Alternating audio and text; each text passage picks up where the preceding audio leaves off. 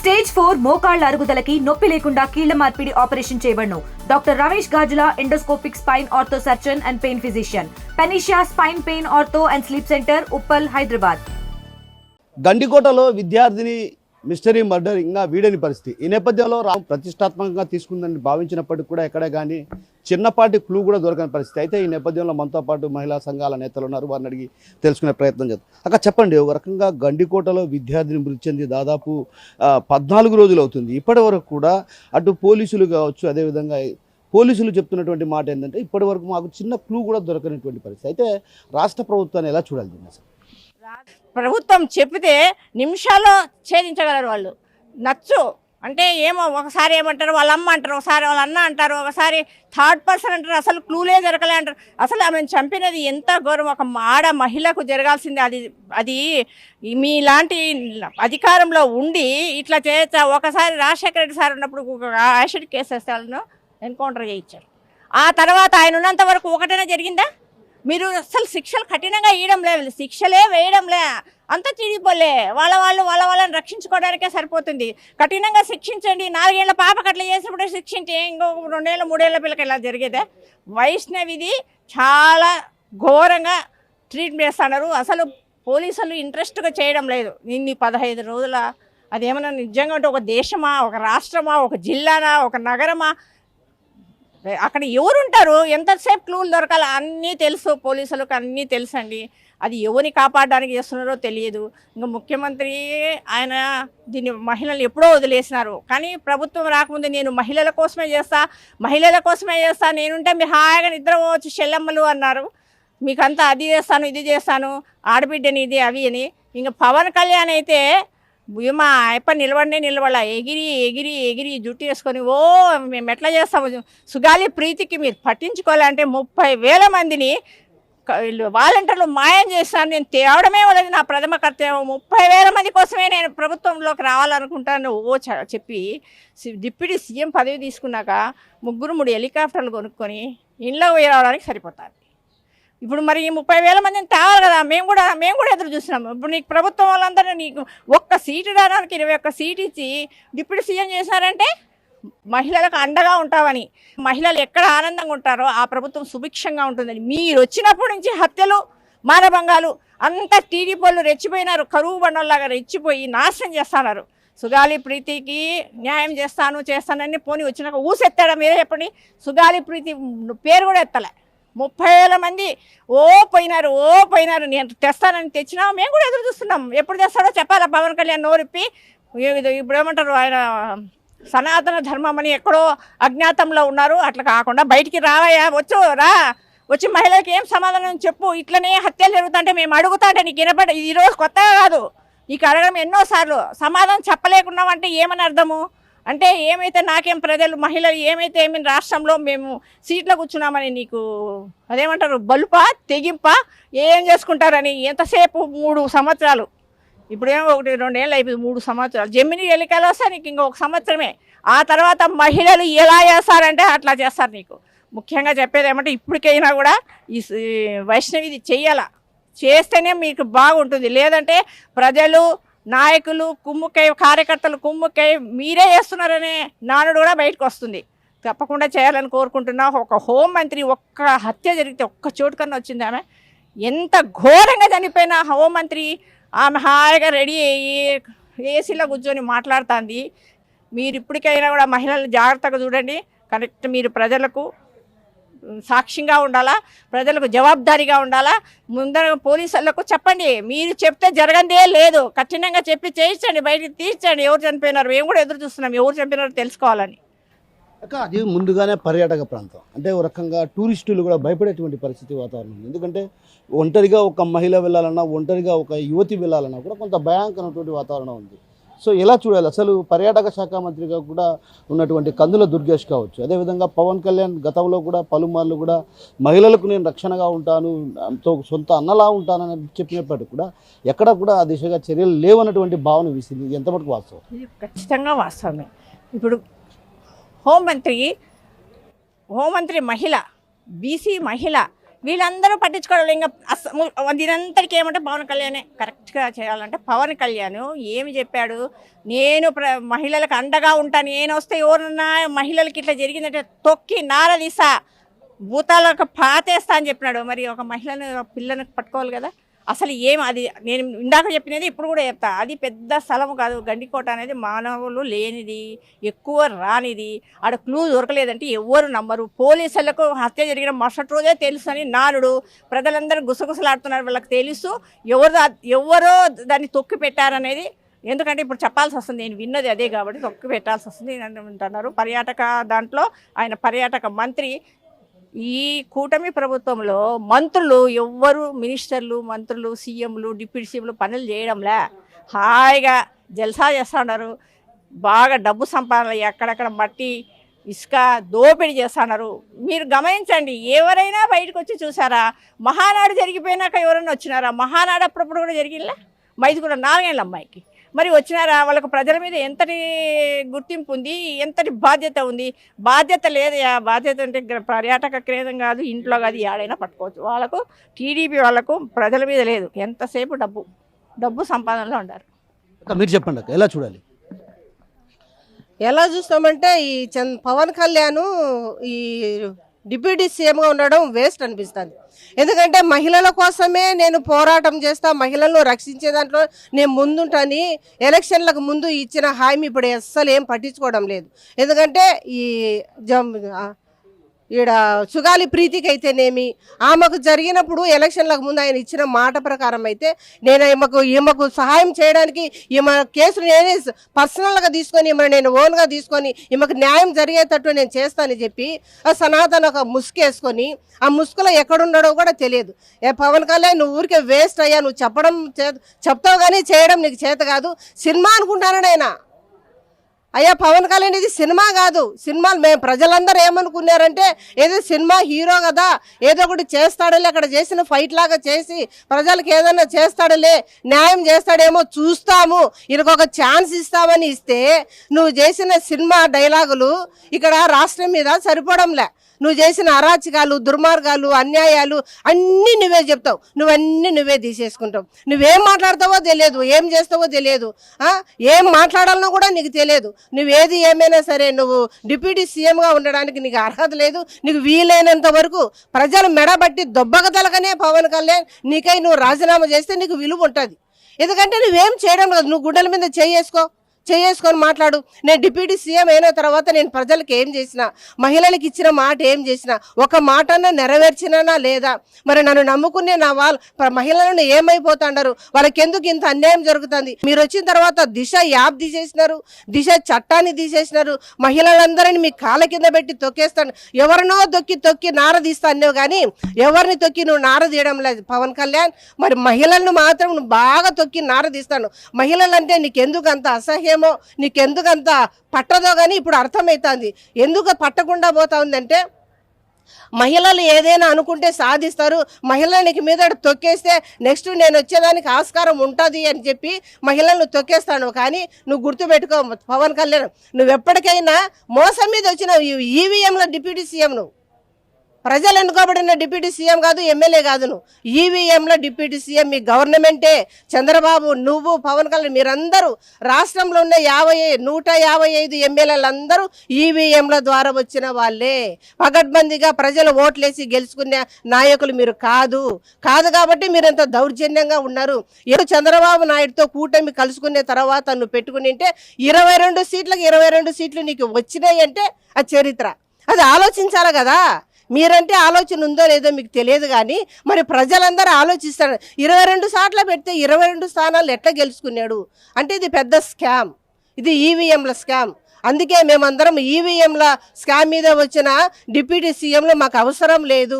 మరి వాటమర్తే చెప్పాలంటే న్యాయంగా వైఎస్ఆర్సీపీ నాయకులని మీరు అనగదొక్కడము, వాళ్ళ మీద కేసులు పెట్టడం, వాళ్ళని అరాచకం చేయడమే తప్ప మీకు రాష్ట్ర పరిపాలన పడడం లేదు, రాష్ట్రాభివృద్ధి పడడం లేదు. మరి అక్క ముందుగా వాలంటీర్లు కూడా 30,000 మంది అదృశ్యమయ్యారన్నటువంటి భావన కూడా ఆయన పవన్ కళ్యాణ్ గతంలో చేసినటువంటి వ్యాఖ్యలు ఎలా చూడాలి? 30,000 మందిని మిస్ అయిపోయినారు, ఇతర దేశాలకు అమ్మేసినారు. నేను గెలుస్తానే మరి ప్రమాణ స్వీకారం అయిపోయిన వెంటనే 30,000 మందిని తీసుకొచ్చే బాధ్యత నాది అని బొచ్చి ఎగరేసినాడు. మరి ఒక్కరినైనా తీసుకొచ్చినావా? ప్రయత్నం కూడా అసలు ఊహే లేదు. ఇంత లెక్కల మీటింగులు పెడతాడావు, కడపలో మహానాడుకు వచ్చిపోయినావు, చాలా సార్లు మహానాడులు జరిపినారు. ఈ 30,000 మంది మాట, 30,000 మంది రాష్ట్ర ప్రజలందరూ కలిసి వాలంటీర్లు ఉంటారు కదా, మరి ఒక్కసాటన్నా 30,000 గురించి మాట్లాడిన దాఖలాలే లేవు. అంటే గెలిచేంత వరకు ఏందో ఏరు దాటినాక ఏరు మల్లన్న ఓటు దాటిన బోడి మల్లన్న అన్నట్టు నీ పరిస్థితి అలాగే ఉంది. ఎందుకంటే ఎలక్షన్ల ముందు అయితే 30 మంది మరి ఆ రోజు ఏమైనా వేషగుహాలకు అమ్మినారో, మరి ఇతర దేశాలకు ట్రాన్స్ఫర్ చేసినారో, వాళ్ళు ఏమైపోయినారో తెలియదు. వాళ్ళు ఏదో కష్టంలో ఉండరు. నేను వస్తేనే వాళ్ళని తీసుకొస్తా, వాళ్ళని ఆదుకుంటా, వాళ్ళ కోసమే నేను డిప్యూటీ సీఎం కావాలనే డిప్యూటీ సీఎం పవన్ కళ్యాణ్ ఆ టాకే లేదేమయ్యా? ఏం చేస్తాడవు నువ్వు? అసలు ప్రజలను నువ్వే దాచిపెట్టినట్టుండవు. ఎలక్షన్ల ముందు ఈ 30,000 మందిని, ఆ 30,000 మందిని నువ్వే తీసిపోయి కిడ్నాప్ చేసినట్టుండవు. లేకపోతే అంత పకడ్బందీగా 30,000 మంది మిస్ అయిపోయినారో వాళ్ళని తీసుకొచ్చే బాధ్యత నాది అని మాట ఇచ్చినావు కదా. మరి నువ్వు దాచిపెట్టిన మనుషులు నువ్వెందుకు తీసుకురాలేకుండావు? నువ్వు ఎక్కడ పెట్టినావు? ఎందుకు గమ్మునుండవు? అంటే వాళ్ళతో నీకేం అవసరం ఉంది? ఎందుకు వాళ్ళని దాచిపెట్టాల్సి వచ్చింది? తీసుకొస్తా అనే మాట మీద మాట ఇచ్చినని నువ్వు ధైర్యం ఉండేటైతే ఆ 30,000 మందిని తీసుకురా. లేకుంటే వాళ్ళని తీసుకురాని పక్షం అయితే పవన్ కళ్యాణ్ నువ్వు రాజీనామా చేయడమే ఉత్తమం. ఎందుకంటే ఈరోజు 30,000 మంది రాష్ట్రం దాటిపోయింటేనే నువ్వు కాముకుండవే. మిగతా ప్రజలను ఏమైతే నువ్వు చూస్తావని గ్యారంటీ ఏముంది? ఆ 30,000 మందిని మిస్ చేసినావు. ఎంతమంది అగత్యాలుగా పడుతున్నారు, ఎంతమందిని చంపుతాండారు, ఎంతమందిని చంపేస్తాండారు, ఎంతమందిని మానభంగం చేస్తాండారు. నువ్వేం చెవుల దూదులు పెట్టుకొని ఉండవా? ఏం గాడిదలుగా చాడావు నువ్వు? సనాతన ధర్మం అనే ఒక ముసుకేసుకొని, దొంగ ముసుకేసుకొని, చెవుల దూదులు పెట్టుకొని, ఈ ఇట్టొక బొట్టు పెరుకొని ఏం చేస్తాడావయ్యా? ఏం న్యాయం చేస్తాడావు నువ్వు? సనాతన ధర్మం చేస్తాడు, ప్రజలకు న్యాయం చేయాలి కదా, మహిళలకు న్యాయం జరిగేటట్టు చూడాలి కదా. మరి ఒక మహిళను కాపాడలేని నువ్వు ఏం సనాతన ధర్మం చేస్తాడో అది అందరూ గమనించండి. అది మీ కూటమి ప్రజలు గమనించండి. ఏమన్నా పని చేస్తా ఉన్నాడా, చేయలేదా? ఈయన మాటలు ఏమైనా నిజం ఉందా లేదా? ఈయన నిజం చెప్తారడా, పదవులు ఆశించి చెప్తారడా, న్యాయం కోసం చెప్తారడా, ప్రజలను మభ్యపెట్టడానికి చెప్తారడా? ఆలోచించండి. మత కల్లోలం లేపుతావు, సనాతన యోధమని వాళ్ళ మధ్య చిచ్చు పెడతావు, షీట్ ద షిప్ అంటావు, లడ్డు కేసు అంటావు, ఆ కేసు అంటావు, ఈ కేసు అంటావు. ఏ కేసులు లేవు, అన్ని ఫేకే. ఏం చేస్తాడవయ్యా నువ్వు? ఏం చేస్తాడవో చెప్పు మాకు. నువ్వేమి చెయ్యలేవు, నీకు చేత కాదు. ఊరికే ముసుకేసుకొని తిరగడం తప్ప ఆ చంద్రబాబు నాయుడికి ఏమన్నా చెవులో ఏం ఊతావో ఏమో మాకు తెలియదు. మీరు ముగ్గురు గుమ్మకయ్యి రాష్ట్రాన్ని సర్వనాశనం చేస్తున్నారు. మీరు ఎంత తొందరగా దిగిపోతే అంత మంచిది. మీ ముగ్గురు కూటమి వచ్చిన తర్వాత మరి రాష్ట్రం నాశనం అయిపోయింది. మీరు చెప్పండి, ఎలా చూడాలి అసలు? విద్యార్థిని మృతి తర్వాత కూడా గండికోటలో కేసును ఛేదించలేని పరిస్థితి. అంటే ఒక రకంగా రాష్ట్రంలో మహిళలకు రక్షణ లేదన్నటువంటి భావన వినిపిస్తుంది. ఎలా చూడాలి? ఈరోజు గండికోట వైశ్వి ఆ మనిషి ఎక్కడనే కానీ కనపరాకుండా పోలీసు వాళ్ళు, చంద్రబాబు నాయుడు, వీళ్ళు పవన్ కళ్యాణ్ కుమ్మక్కై ఆ వాసన గడ్డకు రాకుండా ఆ పవన్ కళ్యాణ్ మనిషా బరుగుడ్డ, ఆ బరుగుడ్డ మనిషి. అతను వాళ్ళ పిల్లలు అయితే ఎదుగులాడుకోకుండా ఉంటాడా? వాళ్ళ చెల్లెలు అయితే ఎదుగులాడుకోకుండా ఉంటాడా? ఊరందరి దగ్గరికి పోతాడు. ఊరందరి దగ్గరికి పోయి ఏమన్నా మా పరిస్థితి ఏందో అందరినీ పిలిపించుకొని మాట్లాడుకొని చేస్తారు. కానీ ఈ పవన్ కళ్యాణ్ ఉన్నని చెప్పు, హోంమంత్రి చెప్పు, ఒక మహిళకు హోంమంత్రి పోలీసులు సెక్యూరిటీ గార్డ్గా ఇచ్చినాడు చంద్రబాబు నాయుడు. సెక్యూరిటీ గార్డ్గా ఇచ్చిన హోంమంత్రి కూడా పట్టించుకోకుంటే ఎప్పుడు ఆయన పూజలు చేసుకోను, సాలవాలు వేసుకోను. ఈ మహిళ ఎట్ట జరిగింది, దీని పరిష్కారం ఏందని ఆయన ఒక రోజన్నా మహిళలకు కానీ వాళ్ళ చంద్రబాబు నాయుడు కానీ ఎవరికైనా చెప్పిందా? పోలీసులు కూటమి ప్రభుత్వంలో పోలీసులు గడ్డకు రాకోకుండా ఆ గడ్డకు వచ్చే పంచాయతీలు లేకుండా వాళ్ళు లోపలనే మట్టకిచ్చి ఇప్పుడు తెలియలేదంటే అంత మటుకు వాళ్ళ పిల్లలు అంటే చంద్రబాబు నాయుడు కూతురో చెల్లెలో మనవరాలు అంటే అప్పుడే పరిగెత్తి వెంటనే పోలీసు వాళ్ళకు విమర్శించిండు, వాళ్ళు గడ్డకు వచ్చిండ్రు. ఇప్పుడు ఎవరిదో వాళ్ళ సొమ్ము కాదు కదా, ఎవరో బేటోళ్ళ సొమ్ము కాబట్టి ఈ పవన్ కళ్యాణ్ అసలు పట్టించుకోకుండా గిప్పి సీఎం అయినావు. కానీ నీకు సిగ్గు మానం ఉంటే పిల్లలను ఎతుకులాడి మంచి చెడ్డ అనేది మాటకు మానవత్వం ఉంటే నువ్వు ఆ పని చేయాలి. కానీ మహిళలకు రక్షణ అనే కథ లేదు, రక్షణ లేదు. వాళ్ళకి ఎందుకు సుగాలకు ఇస్తామా? సుగాలకు పోయి నేను చేస్తా, నేను అండగా నిలబడతా, నా చెల్లెళ్ళు నా ఈడిపోతా, నీ ఇడుచు పొడుతానంటే ఏదియా? ఏం చేసినావయ్యా నువ్వు? ఏం చేయలే. అటప్పుడు నువ్వు రాజీనామా చేసి పక్కకు పోతే దేశం బాగుపడుతుంది. మీరే న్యాయం చేసినావు, ఎవరికి న్యాయం చేయలే. నీకు సిగ్గు మానం ఉంటే ఆ మహిళలతో వాళ్ళకి పాపం వాళ్ళ తల్లిదండ్రులు గోడ ఆడుతున్నారు. ఇప్పుడు పట్టించుకోలే. ఆ పట్టించుకునే పాపాలే డాకరాలే లేవు ఈ కుటుంబ. ఎవరో గాలి పోయినావు, వదిలేసినావు. అంత అమ్మడపోయినారు. అంతా అమ్మడపోయి ఎట్నటో వాళ్ళ ప్రభుత్వంలో ఎట్ట చేసుకున్నారు. వాళ్ళు ప్రజలకు న్యాయం చేసేది లేదు. అటువంటి మనుషులు ఈ ప్రభుత్వంలో ఉంటే మహిళలకు ఇంకా దెబ్బే. రాజీనామా చేసి ముండమాపులు తిన్న ఇంట్లో కూర్చుకుంటే బాగుంటుంది అంతే. మీరు చెప్పండి ఇక అసలు ఎలా చూడాలి అంశాన్ని? కోట ఇష్యూ అంటేనా, గండికోట ఇష్యూ. ఆ అమ్మాయి వాళ్ళ లవర్తో లోపలికి వెళ్ళిన సిసి ఫుటేజీ ఉంది. మళ్ళీ తర్వాత ఆ అబ్బాయి ఒంటరిగా వచ్చిన ఫుటేజీ ఉంది. ఓకే.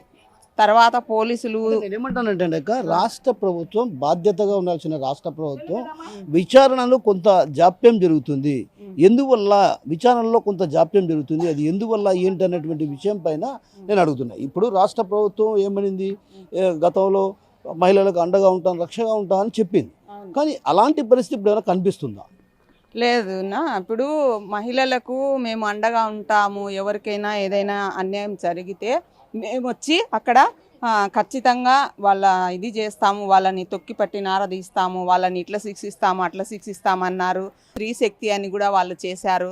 అది కూడా ఏం లాభం లేదు. ఎందుకంటే ఇప్పుడు ఏమని కూటమి ప్రభుత్వం ఏర్పడిందో అప్పటి నుంచి మహిళలే కాదు, వృద్ధులే కాదు, చిన్నపిల్లలు, పసిపిల్లలు, పాలు దాగే పసిపిల్లలు కూడా వాళ్ళపైన కూడా అఘాయిత్యాలు జరిగి వాళ్ళు ఇదవుతున్నారు. కానీ తప్పు చేసిన వాళ్ళని కానీ నేరస్తులను కానీ ఎవరు శిక్షించిన దాఖలాలు లేవు. అలాగే పీకే గారు చెప్పినట్లు, డిప్యూటీ సీఎం కదా ఆయన, ఇప్పుడు ఆయన చెప్పినట్టు 30,000 మంది మహిళలు వెళ్ళిపోయారు అని గతంలో జగనన్న మీద నిందలు వేసి జగనన్నని బ్లేమ్ చేయడానికే ఆ ఇష్యూని ఇది చేసి పెట్టినారు.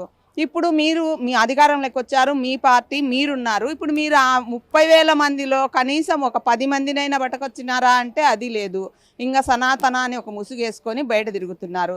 ఏమని కూటమి ప్రభుత్వము వచ్చి అధికారంలోకి వచ్చిందో మహిళలపైన, పిల్లలపైన, వృద్ధులపైన అఘాయిత్యాలు, అనవసరమైన కేసులు, అరెస్టులు, అక్రమ అరెస్టులు, అక్రమ కేసులు, అక్రమ అరెస్టులు, అక్రమ దాడులు, ఇవి తప్పక ఈ ప్రభుత్వంలో ఏం జరగడం లేదు. వాళ్ళు ప్రీతి విషయంలో కూడా పవన్ కళ్యాణ్ నేను అండగా ఉంటాన్నారు, ఎలా చూడాలి?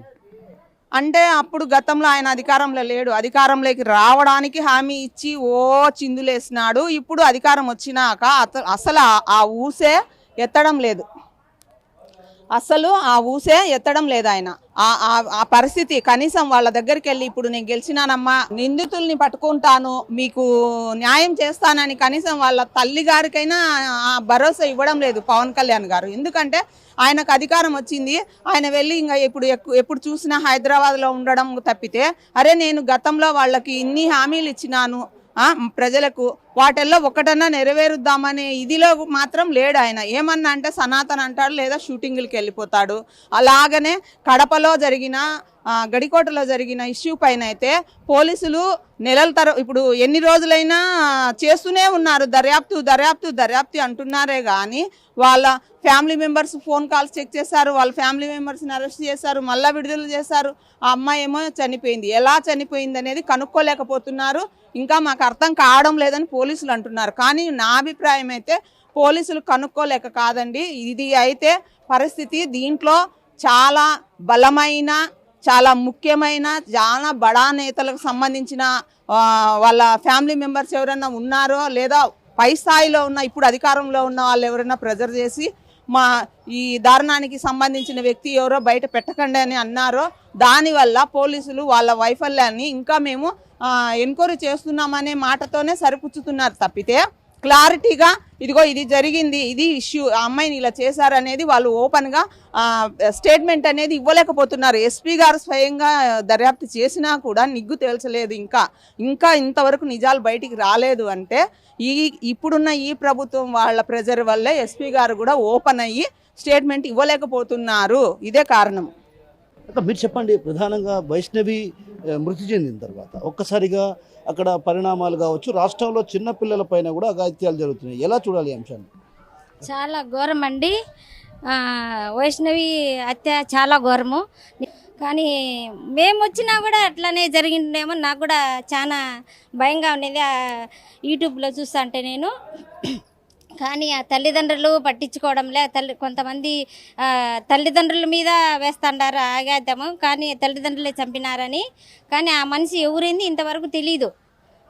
ఎందుకు అట్లా ఘోరం చేసినారు అమ్మాయిలు, చిన్న పాపలు ఎవరంటే ఈ ప్రభుత్వం వచ్చిన నుంచి అంతా చాలా ఘోరం, అన్యాయము చాలా ఘోరంగా జరుగుతుంది.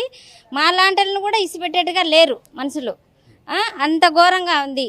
చిన్నపిల్లలే, పెద్ద పిల్లలే, మామూలు ముసలోళ్ళే, ముతుగాళ్ళే, ఈ తెలుగుదేశం వచ్చిన వాళ్ళ మంచి ఇదే ఘోరంగా ఉంది. ఎక్కడ అమ్మాయిని కూడా అట్లా చేసిన కొడుకులు ఘోరంగా సావకుండా పోరు. కానీ అది ఎవరు చేసింది కూడా ఇంతవరకు బయటికి రావడంలే. పోలీసు వాళ్ళు ఎంత చేసినా కూడా ఇంతవరకు కూడా ఆ పోలీసు వాళ్ళు కూడా పట్టించుకోవడంలే. ఆ మనిషి ఎవరు ఏమి కథ అని కూడా తెలియదు. ఎందుకు మహిళలకు నేను అండగా ఉంటానన్నటువంటి పవన్ కళ్యాణ్ కూడా పట్టించుకోవడం లేదంటే విమర్శలు చెప్తున్నారు. ఎంతవరకు వస్తాయి? ఆ పవన్ కళ్యాణ్ కూడా సినిమాలు తీసుకోను, ఆయన ఎంతట్లో ఆయన చేసుకోవడం, ఆయన పనులు ఆయన చెప్పినాడు. ఫస్ట్ కూడా నేను కూడా విన్నా. ఏం చెప్పినాడు, మహిళలకు ఏం వచ్చినా చంద్రబాబు నాయుడు కానీ మహిళలకు ఏం వచ్చినా కూడా నేను చూసుకుంటా, నా బిడ్డల లాంటి వాళ్ళు ఏ ఘోరం రాకూడదండి. ఇప్పుడు అదే ఘోరాలు జరుగుతూనే ఉన్నాయి కానీ వాళ్ళు పట్టించుకోవడంలే. ఈ పవన్ కళ్యాణ్ గారు ఆ రోజు చెప్పినారు, మేము అండగా ఉంటాము ఆడబిడ్డలకు, ఏం జరిగినా మేము అండగా ఉంటామన్నారు. ఇంతవరకు ఆడబిడ్డలకు ఏ అండా లేదు, ఏ పరిష్కారం చేయడం లేదు. ఎందుకో ఇట్లా ప్రభుత్వం ఈ రకంగా అయిపోయింది. ఎందుకు అంత ఘోరంగా చేస్తున్నారో ఏమో మనకు తెలియదు. సో మొత్తం మీద ఏదైతే వైష్ణవి మిస్టరీ మర్డర్ అంటే విద్యార్థిని మిస్టరీ గండికోటలో విద్యార్థిని మిస్టరీ మర్డర్ ఎటు తేల్చుకోలేని పరిస్థితి ఉంది. ఇందుకు ప్రధాన కారణం రాజకీయ నేతల ఒత్తిడే ప్రధాన కారణమని ఆరోపిస్తుంటే, మరోవైపు ఏదైతే మహిళలకు రక్షణగా అండగా ఉంటానన్నటువంటి పవన్ కళ్యాణ్ ఇప్పటి వరకు నోరు విప్పకపోవడం కూడా పలు విమర్శలకు దారితీస్తున్నాయి. అయితే మరోవైపు పవన్ కళ్యాణ్ కూడా ఏదైతే సుగాలి ప్రీతి విషయంలో కూడా ఇదే తరహాలో తను న్యాయం చేస్తాను, అండగా ఉంటానని హామీ ఇచ్చి ఇప్పటికీ ఏడాదిన్నర కావస్తున్నా కూడా ఇంతవరకు సుగాలి ప్రీతి వ్యవహారం కావచ్చు, అదేవిధంగా రాష్ట్రంలో చిన్నారులను సైతం చిదిమేస్తున్నటువంటి పరిస్థితులు సంఘటన చోటు చేసుకుంటున్నా నోరు విప్పకపోవడం విడ్డూరంగా ఉంది. అయితే ఇక ఇలాంటి వ్యక్తులు రాష్ట్రానికి డిప్యూటీ సీఎంగా ఉండడానికి కూడా అనర్హులు అంటూ కూడా మహిళా సంఘాల నేతలు వ్యాఖ్యానిస్తున్నారు. కెమెరా హరితో కిషోర్, RTV, కడప నుంచి. తెలుగులో ఫాస్టెస్ట్ న్యూస్ ఇప్పుడు కొత్త అవతారంలో 5 సెకండ్లోనే పూర్తి వార్తా సమాచారం మీ చేతిలో. సోషల్ మీడియా ట్రెండ్స్ మీ కళ్ళ ముందుకే live TV and voice search ఆప్షన్స్తో ఇప్పుడే డౌన్లోడ్ చేయండి. యాప్ లింక్ డిస్క్రిప్షన్లో ఉంది.